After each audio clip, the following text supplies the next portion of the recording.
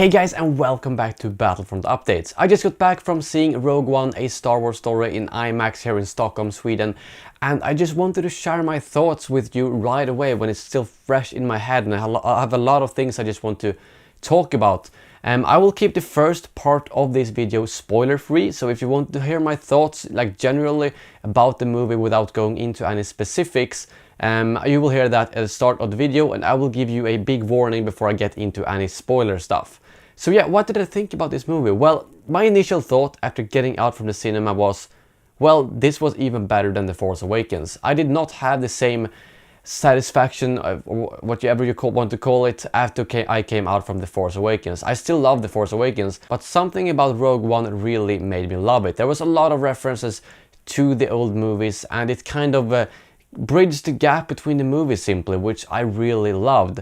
And of course, as an avid Battlefront player, it was very similar to the actual Scarif DLC, and I had to give the developers a huge props for the way they handled this DLC, because it is very accurate to the movie, and I know that they didn't have the chance to watch through the whole movie in advance when they made the game, so that was really cool to see. And multiple times I could be like, oh, look, that's Krennic's blaster, DT-29, I know that one from the game, or Jin's A180 pistol. So that was something that, for me personally, made the movie even better, but that obviously only applies if you've played Battlefront and the Scarif DLC. But overall, I'm being very vague right now, because I'm not sure how much I can say without spoiling something, but well, you won't get spoiled on this part, don't worry, I will edit this afterwards and make sure I don't say anything wrong. But some of the things I didn't like too much, which I think I can say in this part, is that the music didn't really feel as good as the other movies. I'm not sure if that's because I'm used to hearing similar music, and you can kind of feel they resemble each other between the movies and so on. And this time I was a bit like, meh, the music wasn't very good, and the early parts of the movie was a little bit rushed, I guess you could say, as well. And without saying too much. But other than that, I really enjoyed this movie, and it really gave wars a new meaning in Star Wars, because it focused more on the war and getting the objective done than, you know, following a Jedi and their path from dark side to the light or whatever, or the other way around. It was more focused on actually getting the Death Star plans, and although the characters were very nice as well, it wasn't as character focused, in my opinion, as the original movies or the actual like episode movies, which I personally thought was very nice. And this was definitely very different from the episodic movies, and that's something when I discussed with my friends afterwards, they completely agreed. Some of them saw that as a very bad thing, like this wasn't really Star Wars, but for me, I thought it was good. I liked that they were able to do some things that they might not be able to do in the other movies, because they weren't limited to actually making them very similar. And well, before I'm done with this spoiler-free part, in summary, I think if I'm gonna rank it just from my first impression right now, I would put it probably one of my top Star Wars movies. I mean, at least better than The Force Awakens, I would say that much. It's obviously gonna take a couple of watches before I will give it a final verdict or so on. I mean, I don't remember the first time I saw the original 6 movies, so it's kind of hard for me to compare, but I'm mostly comparing to my feeling after I saw The Force Awakens, and I had a lot better feeling after seeing a Rogue One. I'm not sure if that's possibly because it's more similar to the old movies and you can recognize some characters and so on, and because The Force Awakens was very new. But still, I really loved Rogue One, a Star Wars story, and I guess that's sort of my final verdict before I get into the spoilers, because that's gonna make it a lot easier to explain. So if you haven't watched the movie, I recommend you to click away right now, and then you can get back to this video after you've watched the movie. And if you have watched the movie, feel free to keep on watching. So just a big heads up, I will start talking about spoilers right now. So to get into some of the things that I couldn't really talk about earlier in the video, the characters, something that made me really love this movie, and that might just be nostalgia, I don't know, is the way they brought in characters from before. First of all, Darth Vader, of course. The final scene with Darth Vader was just amazing. Seeing him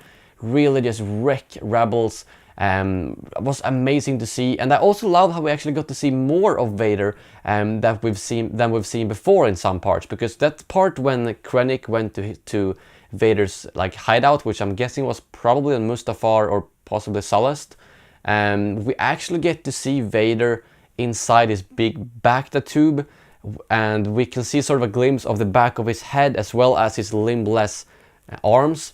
and upper body before it kind of switches scenes. That's something we don't really get to see in the original trilogy. We do get to see the back of his head before it puts down the mask. That's about it. But seeing how intimidating he was here, and the fact that his servant who goes in and says that, well, Krennic is here, he isn't allowed to look at Vader without the suit or without his mask. He just looks down in the floor as soon as we actually get to see like that it's Vader in there, like the mist is gone. And while we're talking about old characters, the fact that they brought in Tarkin, and I did not even know that Tarkin was going to be in the movie, and if I would have known, I would just have expected him to sort of, you know, see the back of his head or just a quick comment or just a mention. But he had quite a big role in this movie, and I personally thought the computer animation for Tarkin was pretty damn good. I mean, I almost felt like it was the real actor doing it. I don't remember his name on top of my head right now, but I loved his performance. I know some of my friends were like, well, it looked kind of computerish, but I still thought it was good. Well, and getting back to the first part of the movie, which I didn't like too much, it was very jumpy. We jumped between a lot of planets and locations, and that kind of made me like, oh, this movie doesn't seem too good at the start. But then it settled in, you got a grasp of the actual plot, and the final act was amazing. Final act was definitely the best. The whole final battle and how General Radus, I think that was his name, actually came in and helped out was amazing. I mean, I love the Mon Calamari, so it was really nice to see him. And it really tied more into A New Hope than I expected. I did not expect it to literally end like days or maybe hours before A New Hope starts. I mean, even seeing Leia at the end, that was completely unexpected. When I saw Leia, I was like, okay, they're probably gonna keep her at the back of the head, but we actually got to see her face, and she said something like, well, they brought us a new hope, or they brought us hope.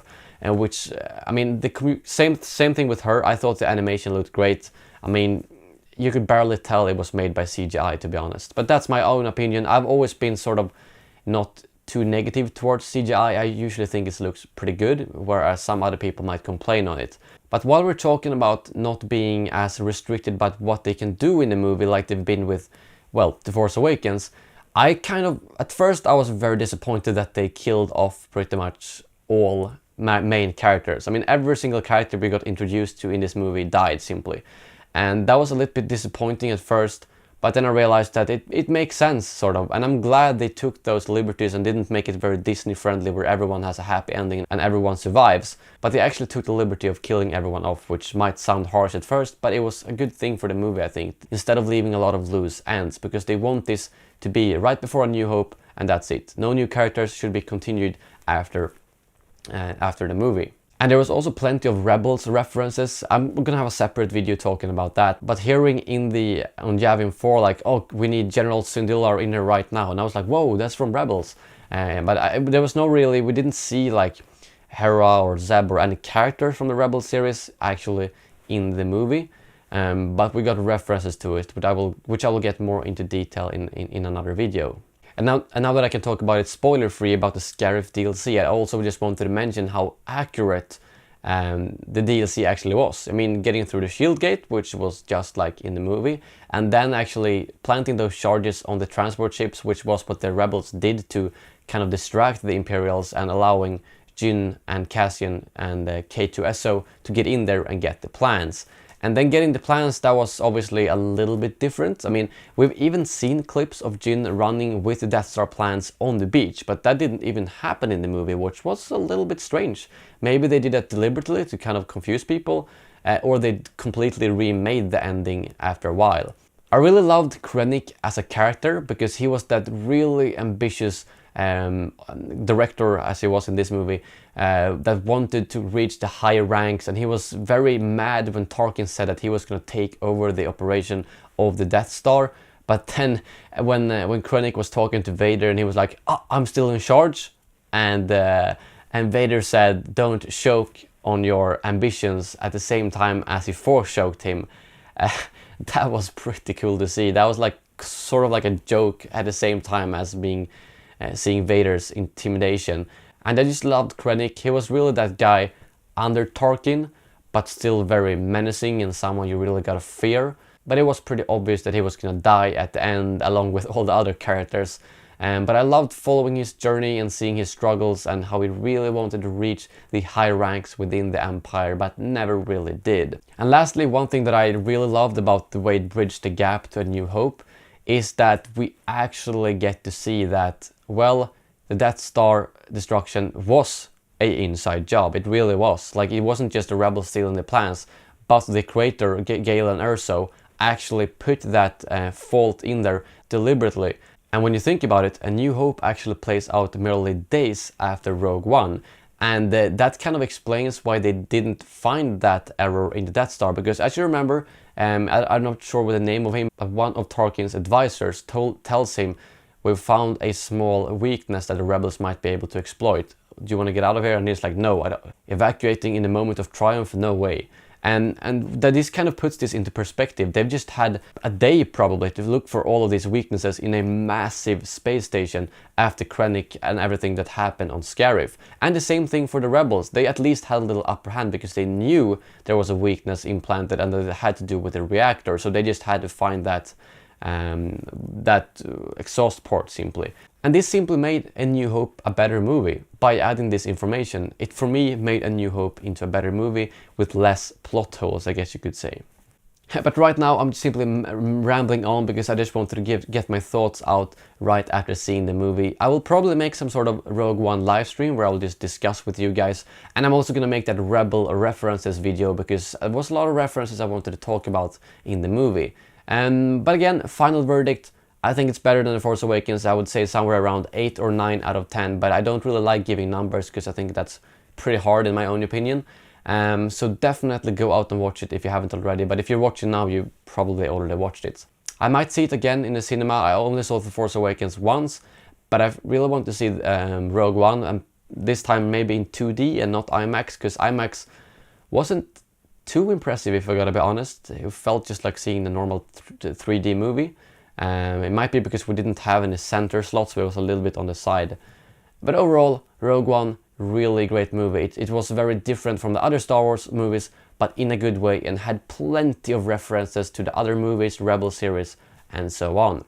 So please let me know about your thoughts if you've seen the movie in the comments below, because I'm very curious to hear what you think. And if you're interested in more Rogue One stuff, make sure to subscribe. Thank you very much for watching, and as always, may the Force be with you.